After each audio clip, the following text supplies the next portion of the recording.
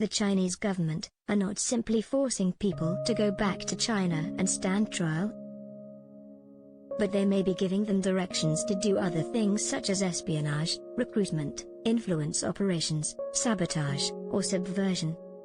So states Frank Gaffney, the executive chairman at the Washington-based Center for Security Policy. That's Washington-based, not liberal communist Canada-based.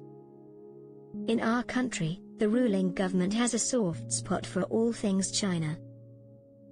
Such is the condition Canadian society slipped into the day Justin Trudeau became Prime Minister.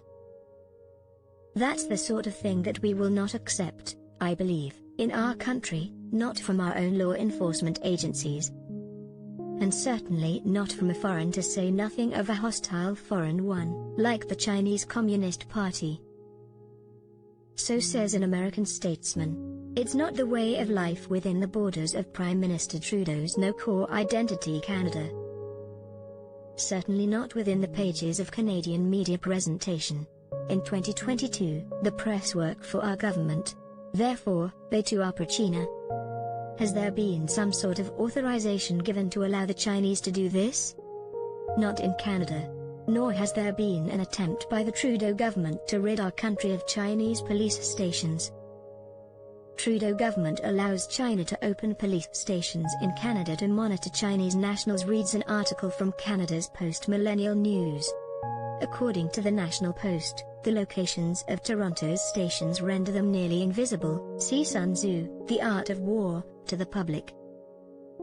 One is listed as a private home, the second a largely Chinese mall, and the third in the office of a Chinese non-profit.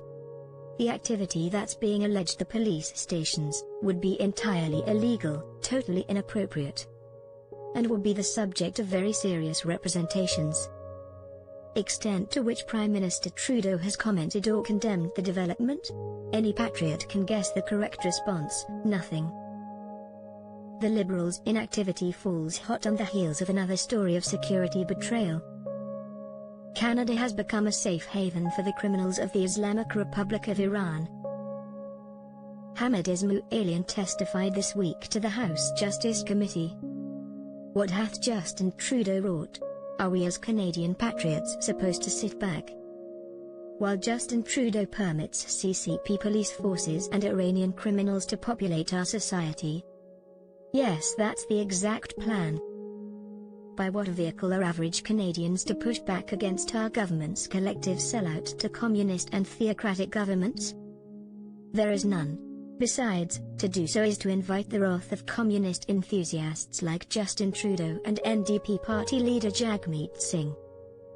The outspoken would be branded racists by the time the fat boiled on this morning's bacon breakfast.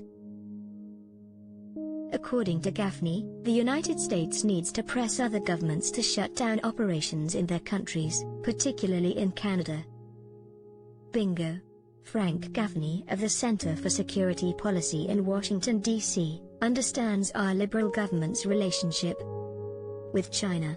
38 million Canadians, not so much. Millions more would if CBC, Globe and Mail and the rest weren't hiding the truth from our body politic. We ought to be delegitimating it, we ought to be countering at every turn its influence operations, he said. Quite. Instead, Justin Trudeau, Deputy Prime Minister Chrystia Freeland and Foreign Minister Melanie Joly went for dim sum.